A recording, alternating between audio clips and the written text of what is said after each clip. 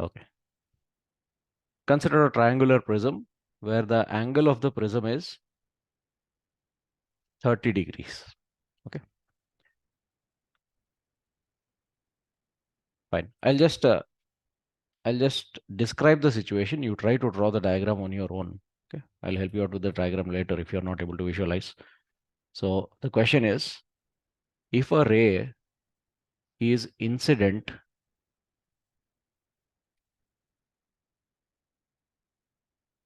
normal to the first face of the prism and angle of emergence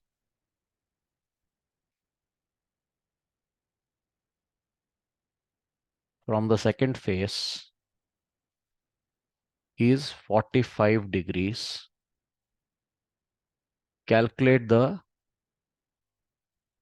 refractive index of the prism.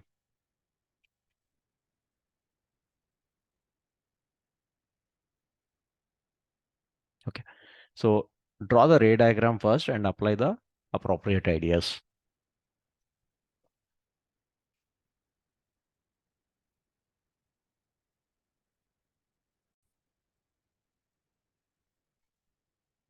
Okay, any answers?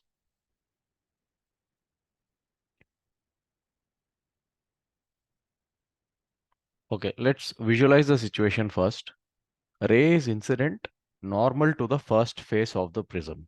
Okay, so it strikes along the normal. That means angle of incidence is 0. Can one of you tell me what happens to this ray? Does it bend or not? If yes, which way does it bend?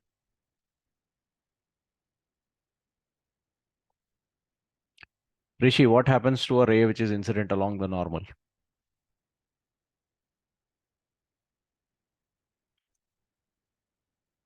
Sir, it forms like it can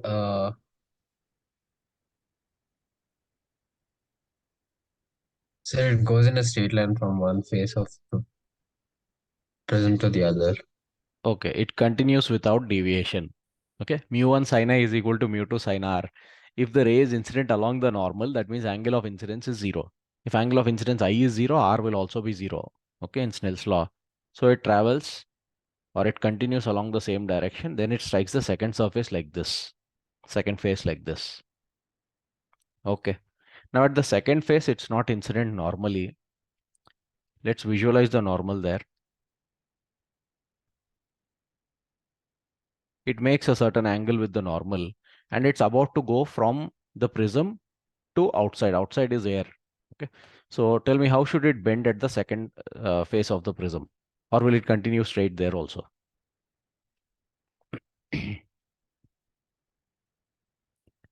was traveling this way. How should it bend? Towards the normal or away from the normal or continue straight?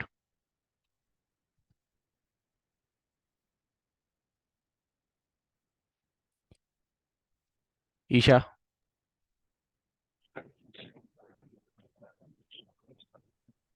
So away from the north.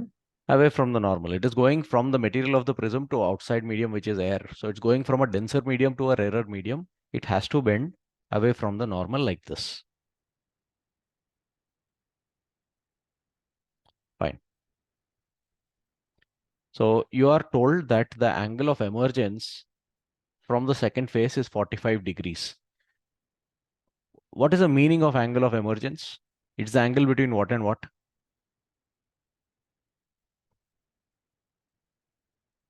It's the angle between the emergent ray and the normal drawn to the second face. So this complete angle is 45 degrees. And you are asked to calculate refractive index of the prism. Okay. Now to calculate refractive index of the prism, the relation between angles is not very useful. There's no mu in A is equal to R1 plus R2. There's no mu in delta is equal to I plus E minus A. Those equations are not useful. The only thing we can do, okay, when you're asked to find out about refractive index, there are two things that we can do. One is you should know the minimum deviation. Okay. Then you can use mu is equal to A plus delta M by 2 divided by A by 2. But in this problem, minimum deviation is not given. We don't know if this is, okay, this is definitely not the case of minimum deviation because there's no symmetry. Then the only other way you can derive refractive index is by applying Snell's law. Okay, you have to know the angle of incidence and the angle of refraction at any one surface. Then you can apply Snell's law. Now, there's no point applying Snell's law at this interface because here I is 0 and R is also 0. If you apply Snell's law, you'll get 0 is equal to 0. You won't be able to derive refractive index. Then the only option we are left with is to apply Snell's law at this point. Okay, or for the second refraction. Fine. Now, angle of emergence is 45 degrees. And you know what angle of emergence is? It's the angle of refraction at the second phase. Can one of you tell me how much is the angle of incidence at the second phase? If you can tell that angle, we can apply Snell's law and derive the refractive index.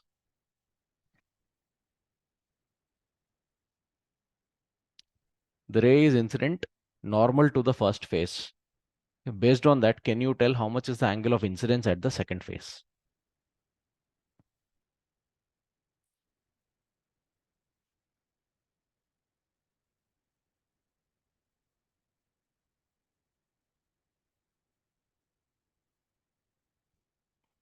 Simple geometry, it's easy to calculate. Try.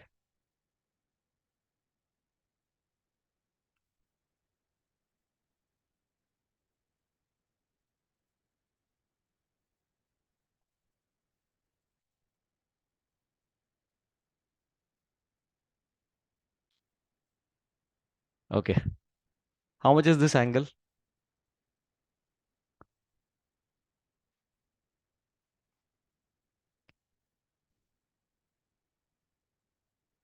It undergoes normal incidence. We know it travels without bending. So how much is that angle?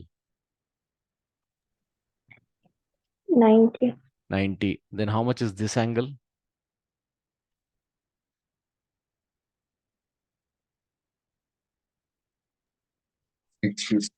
60. Then how much will the angle of incidence at the second phase be? That blue one. 30 degrees. That's all. So at the second phase, angle of incidence is 30 degrees. Angle of refraction is 45 degrees. Now apply Snell's law. Mu1 sin I is equal to mu2 sin R. Simple. That will give you the answer. See, to answer prism-based questions, the first thing you need to do is draw the ray diagram and then simply recollect what you learned about prism. There's a relation between angles A is equal to R1 plus R2. There's another relation delta is I plus E minus A. And if you know minimum deviation, there are some more things that you can do. Otherwise, apply Snell's law. Okay. Of course, Snell's law is the fundamental thing in refraction, fundamental concept in refraction.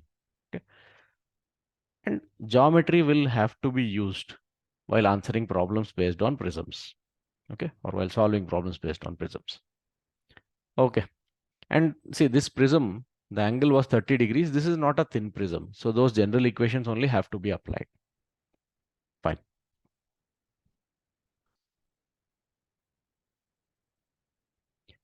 Next. Okay, let's go to the next concept first. After that, we'll come back to this. Next idea is dispersion of light. So you all must have observed this. This is quite common actually. When white light enters into a prism, okay, you see it splitting into its component colors. Not just a prism, like we don't use prisms in daily life. But you must have placed a plastic scale against tube light, a white tube light, and observed component colors in it, rainbow colors actually. And you must have seen a rainbow, right? Rainbow is also due to, rainbow also forms due to dispersion of light. Dispersion plus total internal reflection. Okay, both of them are involved. So basically what we mean by dispersion of light is the splitting of white light into its component colors. Okay. And basically this is how rainbow formation happens. Okay, I want to ask you all a question. Have you ever seen a rainbow? Real rainbow? Isha and Rishi.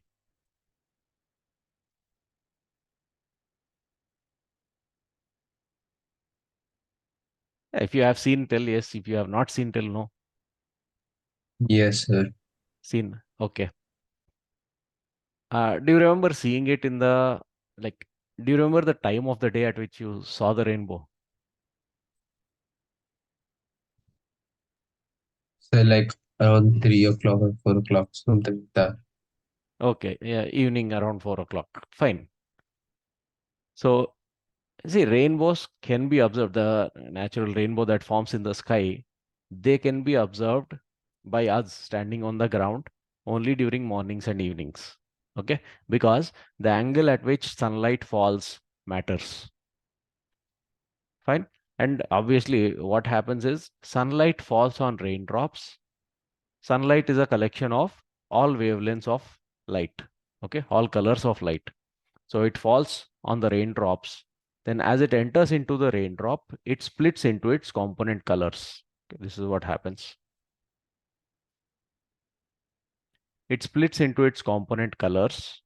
Then at the other surface of the raindrop, it undergoes total internal reflection, gets reflected back, and when it comes out of the raindrop, it further undergoes dispersion. Okay, it undergoes further dispersion. So if you want to observe a rainbow, it's like you should be standing somewhere here. The raindrop, of course, this is an exaggerated picture of a raindrop. So assume there's a raindrop and sunlight must be falling at an angle like this. Okay, small angle, then you will be able to observe it properly. Okay. So this is also rainbow formation is also due to dispersion of white light itself. Now, why does this happen? When white light enters into a prism, why should it split into its component colors? Why can't it stay as white light? Basically, it's like by looking at the diagram itself, you can give the explanation. White light is a combination of all colors. Okay, so all colors are incident at the same angle. The angle of incidence is same for all colors. But you see what is happening. The angle of emergence is different for different colors. Fine. Now the prism structure is the same. Angle of prism did not change, but the angle of emergence is different for different colors. The only way we can explain this is by saying that different colors bend by different amounts. Okay, when they undergo refraction, when light enters from one medium into another medium, different colors bend by different angles. That means refractive index of a medium depends on color of light. The refractive index is not same for all colors. Now, till now we said that refractive index is the, till now whatever problems we solved, we assigned a single refractive index to a medium. Okay, like refractive index of glass, we used to take 3 by 2. Refractive index of water, we used to take 4 by 3. In the previous problem, we got refractive index. I think if you solve it, you'll get it as √2. We never bothered about the color of light. Okay, but actually it depends on color of light. And how does it depend on color? Okay. You can observe here. Look at this diagram. This is important.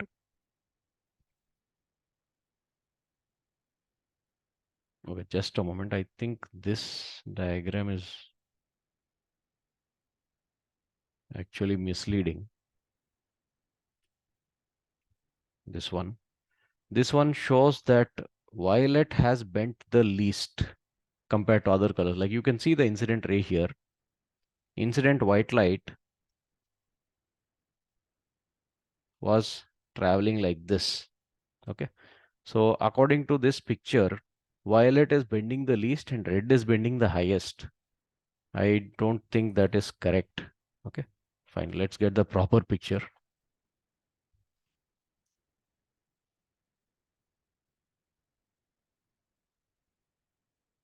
Actually, what happens is this.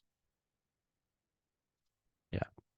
If white light is incident on a prism, violet bends the most and red bends the least.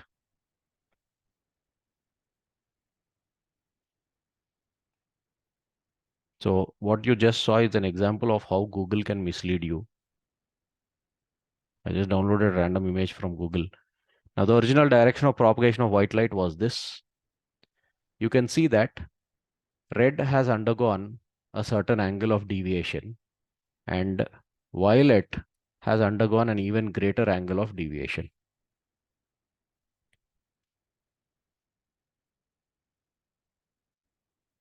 Fine. So this is deviation of violet and this is deviation of red. And always remember, violet bends the most or gets refracted the most and red gets refracted the least. Okay. So this can only be explained based on the fact or based on the assumption that refractive index must have been different for different colors. And how does refractive index depend on color? Refractive index is inversely proportional to wavelength of light. Okay. Now in the electromagnetic spectrum, the wavelength range for visible light is from 400 to 700 nanometers. At 400 nanometers, you have violet color, and at approximately 700 nanometers, you have red. So violet has the smallest wavelength. If wavelength is the smallest, then the refractive index of a medium for violet color will be the highest. And if refractive index is highest, the bending will be the highest. Okay. So remember this relation, mu is proportional to 1 by lambda. Now, does that mean we have to change the formulas that we derived till now in optics? No.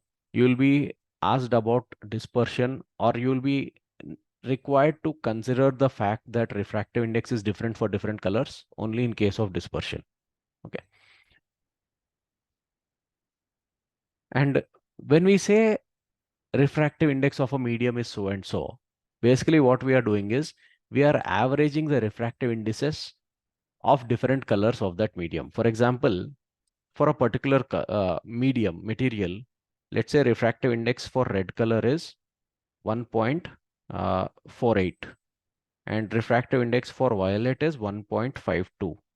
Small difference in refractive index between the colors.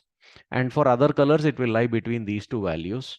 Then you can say that the average refractive index of that medium is 1.5. Okay, that is what we have been dealing with so far. We have been dealing with the average refractive index. Okay, is this point clear to both of you? That the refractive index of a medium can vary based on the color of light. Okay, just keep that point in mind. Fine. Now, yesterday we discussed deviation produced by a thin prism. Let's consider a thin prism itself. Deviation produced by a thin prism is A into mu minus 1, where A is the angle of prism and mu is the refractive index. Now here we see that different colors undergo different deviations. Fine. So based on how much deviation a color undergoes, you can find out the refractive index for that color. For example, deviation of violet will be angle of prism into refractive index for violet color minus 1, and deviation of red will be angle of prism into refractive index for red color minus 1. Okay. For other colors also you can have, you can write equations like this. Okay. Now violet bends the most, so it undergoes the highest amount of deviation. Red bends the least, it undergoes the least amount of deviation. Then if you average these two, you can tell the average deviation. Okay, it's like we are taking the average of the extremes to get the average of the entire beam of light. Okay. So deviation of violet plus deviation of red divided by 2. That's called average deviation or mean deviation produced by a thin prism.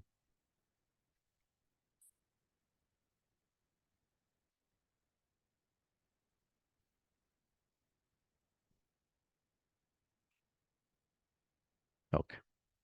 And you can clearly see that there's a difference between angle of dispersion of red and angle of dispersion of violet.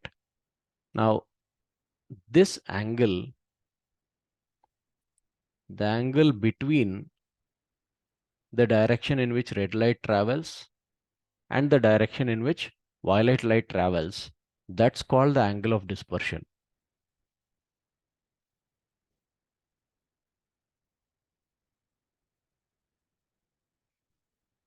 Okay, you can call it as theta.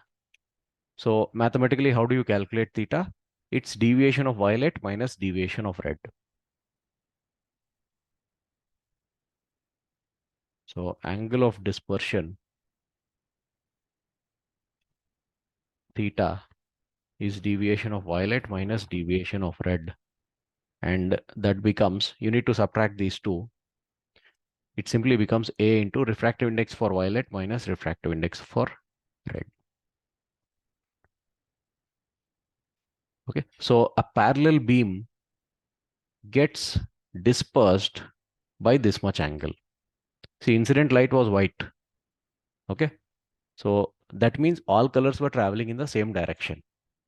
But when coming out of the prism, they are traveling in different directions. So what's the difference in the angles, extreme angles between the, or what can I say? What's the difference in deviation of the extreme rays, okay, or the extreme colors, red and violet? That difference is what we call angle of dispersion.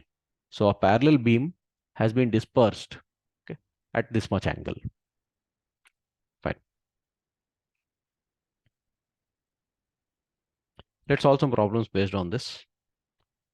First, consider a thin prism. Let's say angle of prism is 4 degrees and refractive index of the prism for violet, let it be 1.62, and refractive index of the prism for red, let it be 1.58. Okay, first calculate average refractive index. Next, calculate deviation of red, deviation of violet, and mean deviation. Then calculate angle of dispersion. Solve this quickly.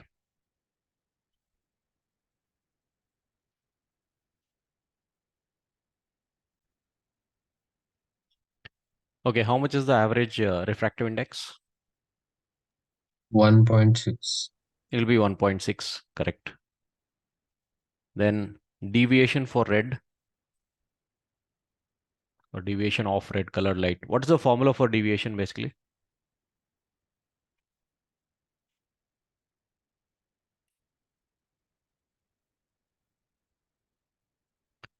Any one of you. Deviation produced by a thin prism.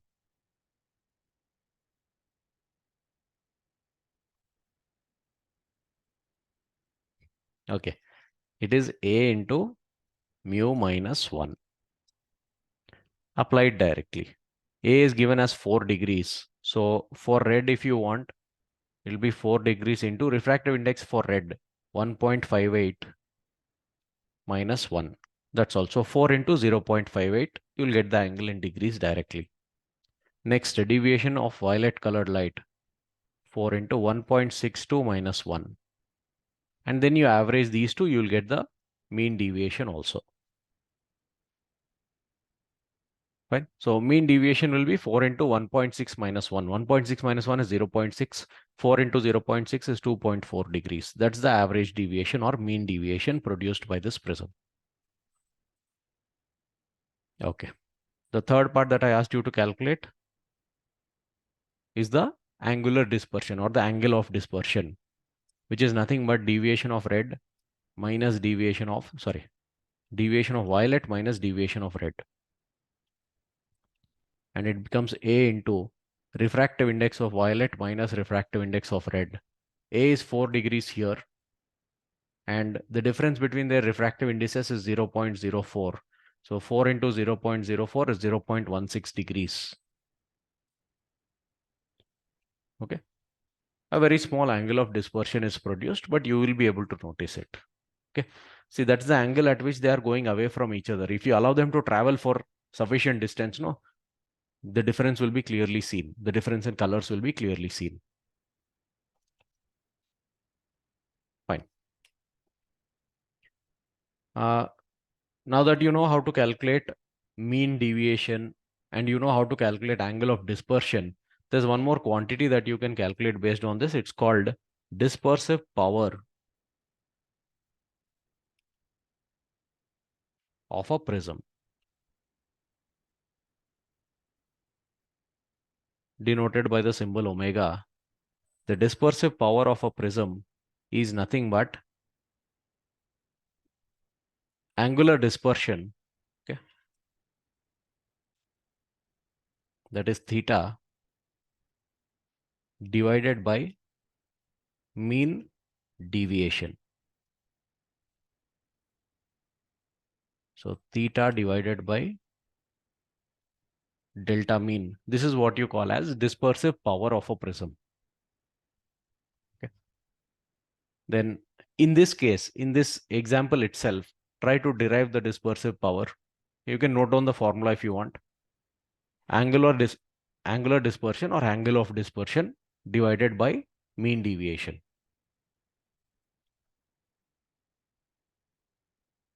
So use these values and tell me how much is the dispersive power of this prism.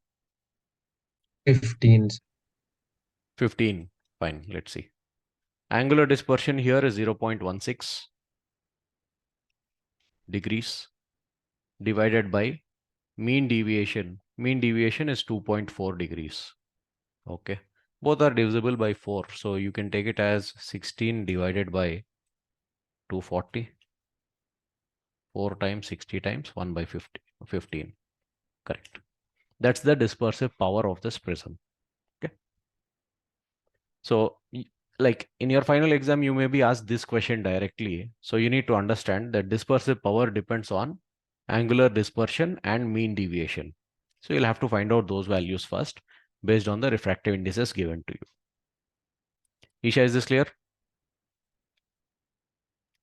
Yes, sir. Okay.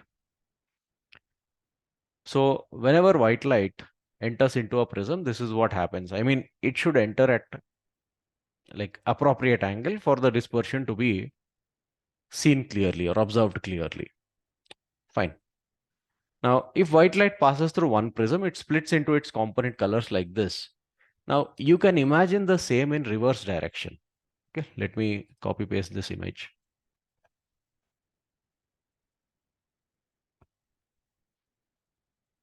Suppose these are the incident rays. Okay, red color is incident here and violet is incident at this angle and so on. If light is incident from the right side, as shown in this diagram, if different colors enter into the prism this way, then they will combine and come out as white light. That is also possible. Okay, the reverse also can happen. Fine. So it's possible to cancel dispersion. Dispersed light can be combined and made white light also. But the dispersed light has to enter into the prism like this. It should be converging. Then it's possible. Fine. And we have some more cases also. See, one prism, we know it disperses. Like when white light enters into one prism, we know it gets dispersed into component colors. Okay, just a moment.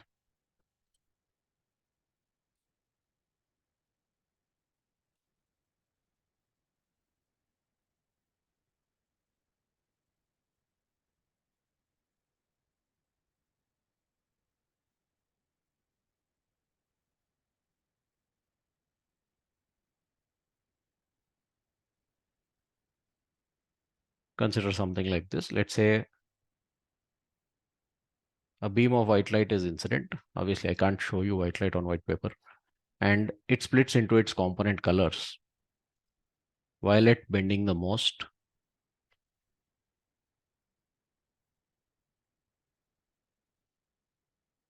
And red bending the least.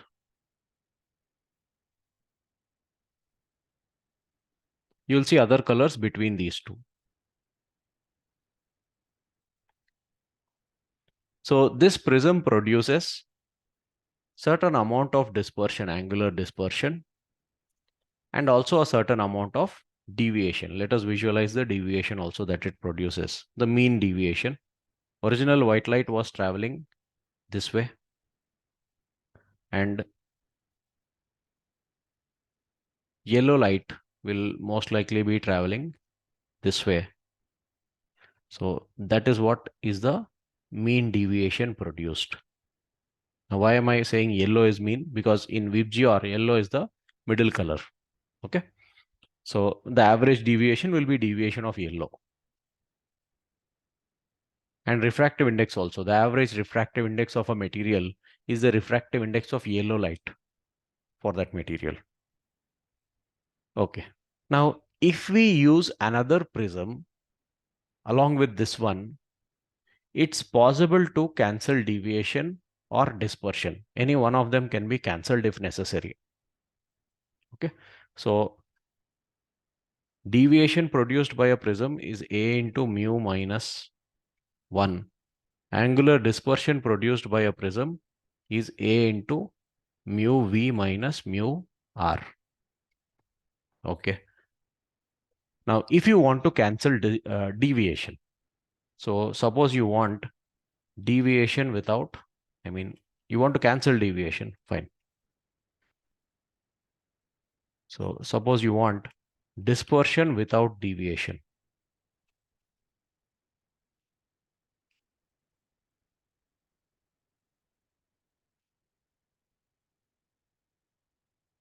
Okay. Then the deviation produced by one prism should get cancelled by deviation produced by the other prism. So you need to use two prisms in combination. Okay. Consider one prism as it is. Let's take this one itself.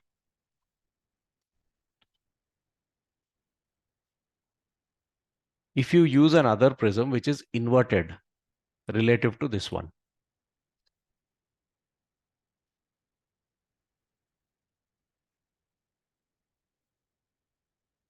okay, and place it next to it, it is possible to cancel deviation. Deviation produced by one gets cancelled by the other. It is possible to cancel dispersion also. You can even get dispersion without deviation. Wait, you can even get deviation without dispersion. That possibility is also there. Okay.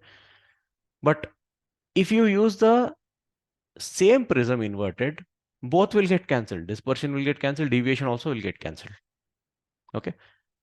So there must be some difference between these two prisms. So maybe a slight difference in the angle of prism and a slight difference in the refractive index of the prism as well.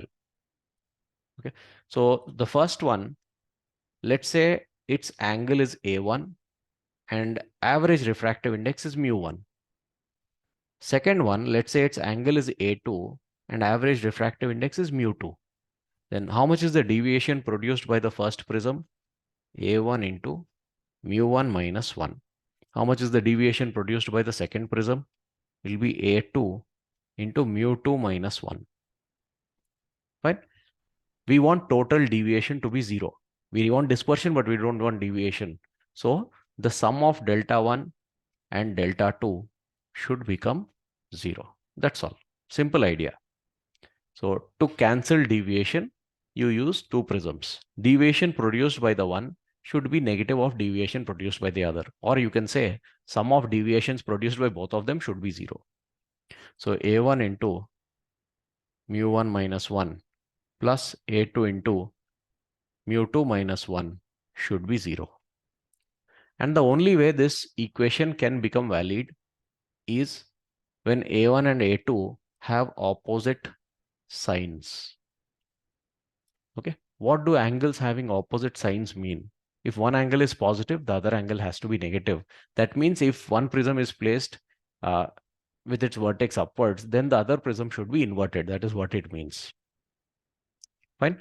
Like if you solve this equation, you will get A1 negative or A2 negative. If one is taken positive, the other will come out negative.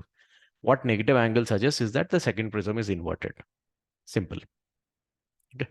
So this is how it is possible to get dispersion without deviation. Now deviation is cancelled here. Okay. From this equation, we can tell that the deviation gets cancelled.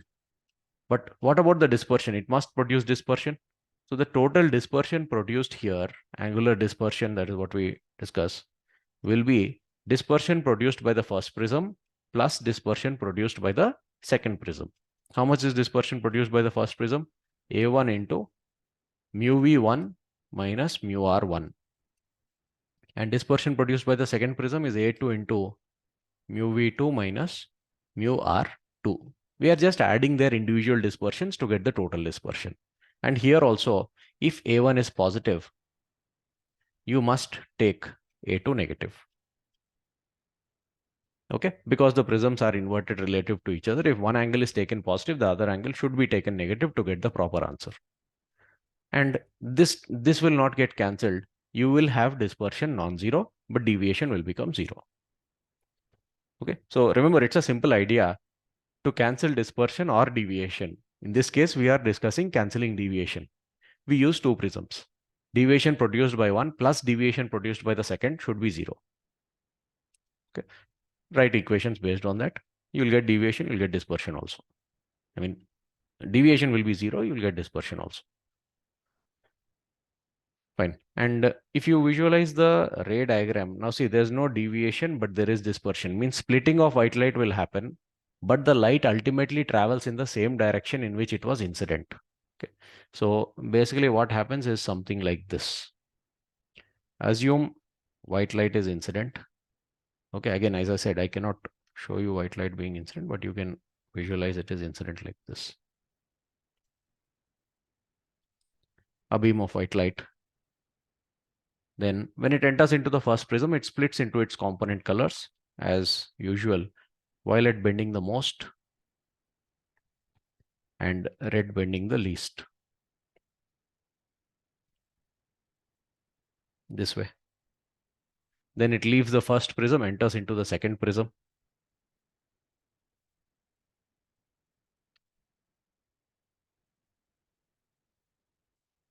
Now what should happen? The opposite should happen. Opposite means you can't tell violet to bend the least. Violet will always bend the most, red will bend the least. Angle wise, the opposite should happen.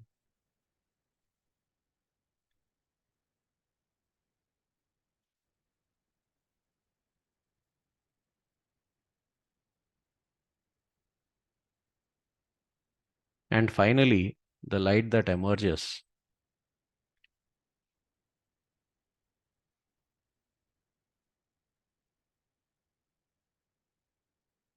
okay, wait. Incident light was along this angle. So the light that emerges also should be along almost the same angle. So what you get is somewhat like this. This is red. This is violet. Clearly, there is dispersion. Red and violet have been separated. The component colors have been separated.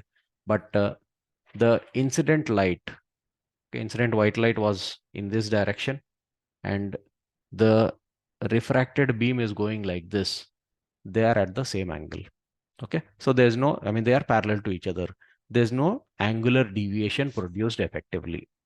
Okay. This is what we mean by dispersion without deviation. So what's the idea? The deviation produced by one prism plus the deviation produced by the second prism should be 0. Simple.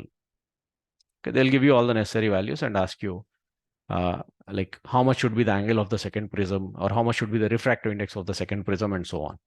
And see, when this is done, when we use two prisms to cancel deviation or to cancel dispersion, the first one is called the crown. Okay, it's called crown glass, or they simply call it as crown. And the second one is called the flint. Okay, these are just some, you just remember these as names for the first prism and second prism. Okay, crown and flint. Okay. The next idea is to get deviation without dispersion. So this time what should happen? Dispersion produced by first prism plus dispersion produced by second prism should become 0. And deviation will get added. Delta is equal to delta 1 plus delta 2. You'll see that that will be non-zero. If dispersion is 0, deviation will automatically be non-zero. Okay. Here also we use two prisms like this, which are inverted relative to each other.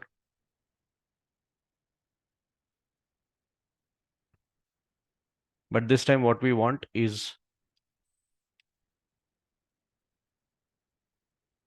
deviation but no dispersion. Okay.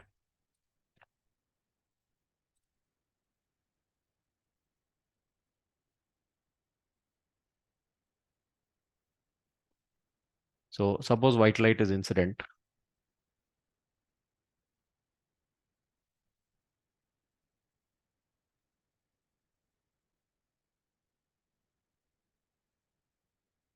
At a certain angle like this. Violet bends the most, red bends the least.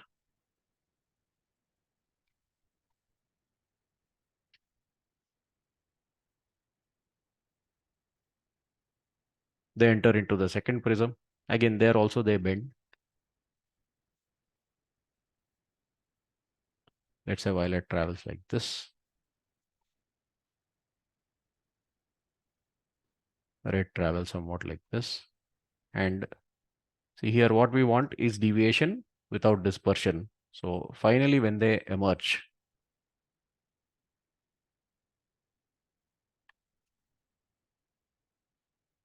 assume red travels this way and violet travels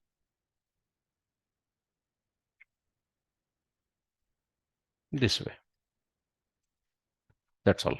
So look at what has happened now.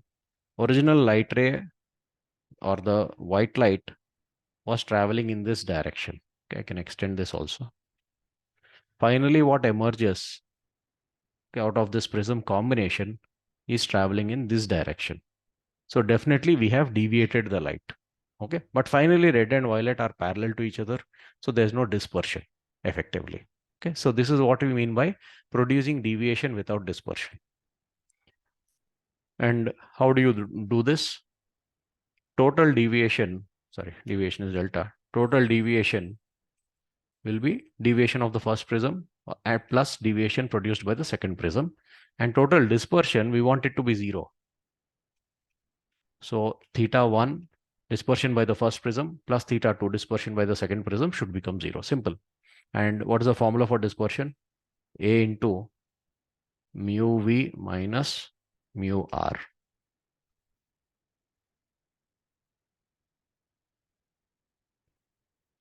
Should be 0. Again, for any medium, refractive index of violet will be greater than refractive index of red. So this is anyway positive. This bracket is anyway positive. Then for this equation to be valid, if A1 is positive, then A2 must be negative. Okay, so this also shows that the prisms must be inverted relative to each other. So they will give you like, you can see that this equation involves 6 terms. A1, A2, mu V1, mu V2, and mu R1, mu R2. They'll give you any 5 of them and ask you the 6th. Okay, and once you know all these values, it's easy to calculate deviation produced by the system, total deviation. How do you get deviation produced by the first one? A1 into mu1 minus, okay, yeah, A into mu minus 1. So A1 into mu1 minus 1, and deviation produced by the second prism will be A2 into mu2 minus 1. Add them both, and you have to keep in mind that if one of them is positive, if A1 is positive, A2 will be negative. Okay, add them that way, you will get the total deviation produced by it. Okay, so just remember that by using prism combinations, it's possible to get dispersion without deviation and also deviation without dispersion. That's all. Okay. See, now that you know the different colors can have different refractive indices, different colors of light bend by different amounts, you can say that the focal length of a lens, okay, 1 by f is equal to mu2 minus mu1 divided by mu1 into 1 by r1 minus 1 by r2. This is the lens maker's formula. Using this, you can derive the focal length of the lens. Then if refractive index of the lens changes based on the material, sorry, not material, changes based on the color. Okay, if different colors have different refractive indices, then obviously different colors of light will have different focal lengths. Rishi, do you agree with this or not? Yes, sir.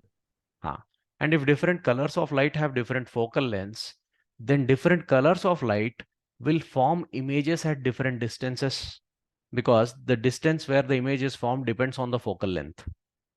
Okay, consider a multicolored object. All colors are objects of all colors are at the same distance from the lens. But based on focal length of a particular color, image will form at different points. Okay, so basically what I'm saying is, if you consider a converging lens,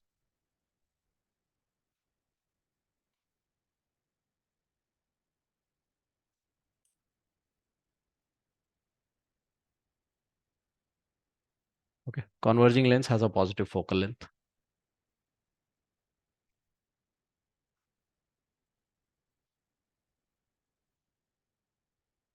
Assume this is the principal axis. And let's say there is a faraway object. Okay, if object is very far from the lens, we know image forms at the focus. Okay, but from that faraway object, if there are different colors being incident, suppose red color is being incident parallel to the principal axis. You know, when incident ray is parallel to the principal axis, the rays bend such that they pass through the focus. But now we have seen, like, based on dispersion of light, okay, we can understand that red usually bends the least. Okay, now if red bends the least, then what will happen is the focal length for red will be the highest in this case. That is where the red color would converge. So this is focus for red color. Now from the same infinite distance, if violet color is incident,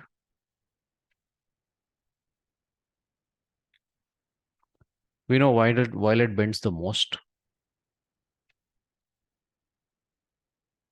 So basically what happens is violet light converges at a point slightly before the point where red converges.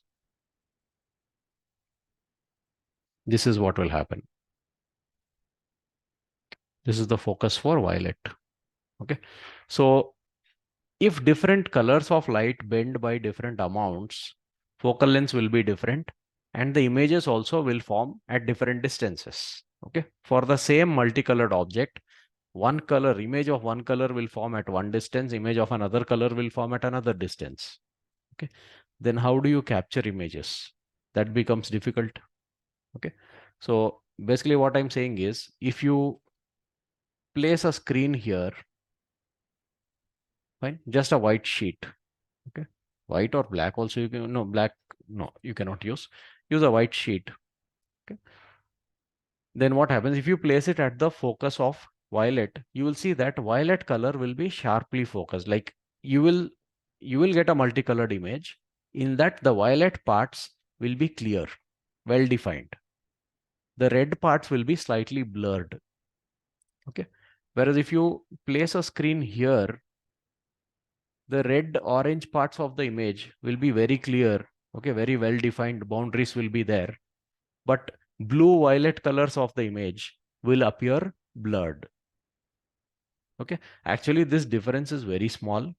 Usually it won't even be noticed. But if you are looking at maybe some microorganisms or something like that, the like, what can I say?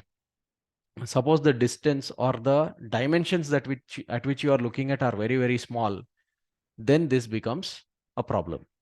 Okay. For like macroscopic objects and macroscopic images, this difference won't even be observed.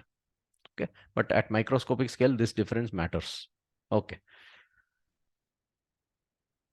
So different colors get focused at different distances. So due to this, there will be a disturbance in the image. Okay, there will be some blurry colors in the image. All colors won't be focused sharply. This defect in image formation is called chromatic aberration. Okay, simply because different colors bend by different amounts, you won't get a sharp, well-defined image at a particular position.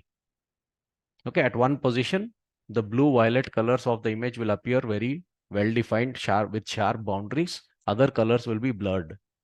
Okay. At another distance, the red-orange colors will be well-defined. The blue colors will be blurred. Okay. So that defect in image, which arises due to the difference in wavelength of incident light or difference in color of incident light, is called chromatic aberration. Aberration means a disturbance in the image. Chromatic means related to color. Okay, so it's called chromatic aberration. Is this clear? Isha, did you understand? Yes, sir. Okay, fine. Now, if you consider image formation by mirrors, convex mirror or concave mirror, if you consider image formation by mirrors, this problem will not arise. Why? Because angle of incidence is always equal to angle of reflection, irrespective of color. So in mirrors or images formed by mirrors, you won't have this problem. Chromatic aberration will not be there. Okay.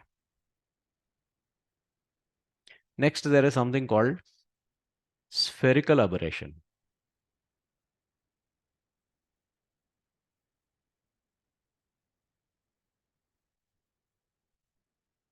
Basically, what is spherical aberration? See, whatever we have derived in optics, no, be it the mirror formula, spherical surface refraction formula, or the lens formula, they are all for paraxial rays. Okay. And even if you consider paraxial rays, there is a problem. Simple geometry. Consider this. Sorry. Consider this concave mirror. Okay. You know it is part of a sphere. Okay, wait. I think we should have taken the entire sphere. Then it will be better.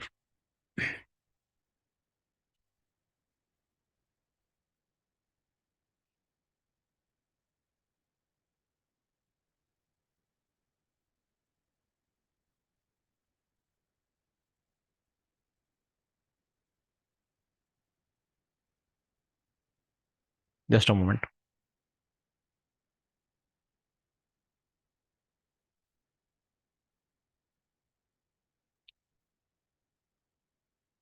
Yeah.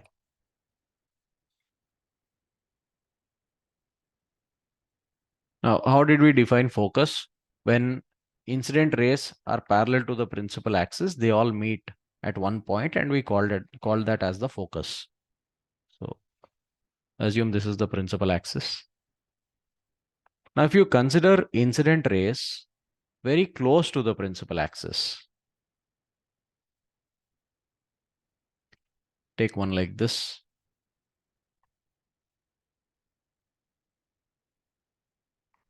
Maybe one like this. Okay.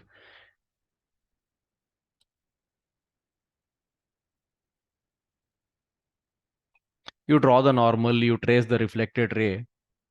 You will see that the reflected ray travels very close or passes very close to this point, which is at half of the radius, and that is what we called as focus. Okay. But suppose the incident ray strikes the mirror somewhere here, far away from the principal axis. Okay. You draw a normal. A normal is simply a line connecting the center and that point of incidence. So this becomes a normal. Then you draw the reflected ray, ensuring that angle of incidence is equal to angle of reflection. If you do that, you will see that after reflection, this ray will not even pass close to that focus. Fine. So basically, this is because of the fact, this happens because of the fact that the mirror is a spherical mirror. Okay. For a sphere, rays incident parallel to the principal axis at different points will definitely not pass through the same point after reflection. Okay. In fact, as you go further and further away from the principal axis, no, the point where it meets the principal axis after reflection deviates even more. For example, this orange ray, if you visualize the normal for it, it's like this. And then you draw reflected ray based on the fact that angle of incidence is equal to angle of reflection. You will see the reflected ray will go like this. Okay. So they meet the principal axis at different points. Then what is focus? Okay. Basically, for rays which are very close to the principal axis, the point where they meet the principal axis will also be very close. Okay. For example, if you take red colored light like this, another ray like this, after reflection, it passes this way. It meets the principal axis very close to where the yellow one is meeting. Okay, let me zoom this picture.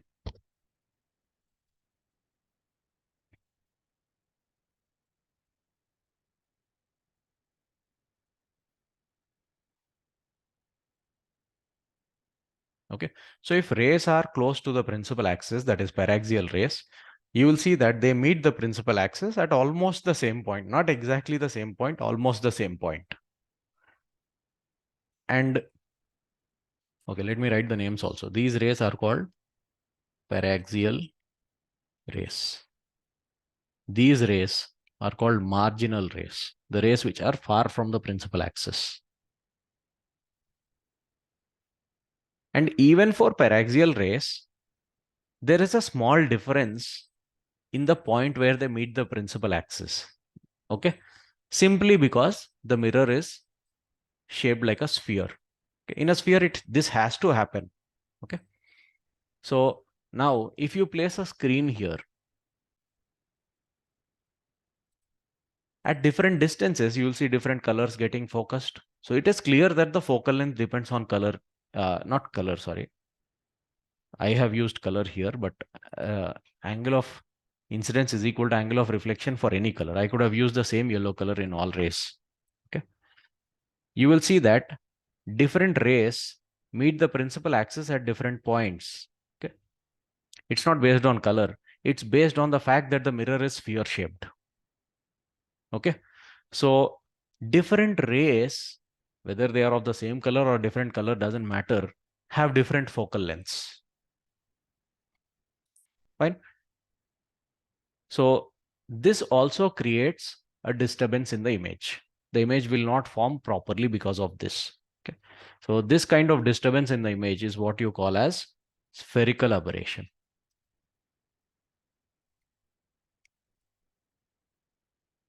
And this is observed in mirrors as well as lenses. Okay, depending on where the ray strikes the mirror, its focal length changes.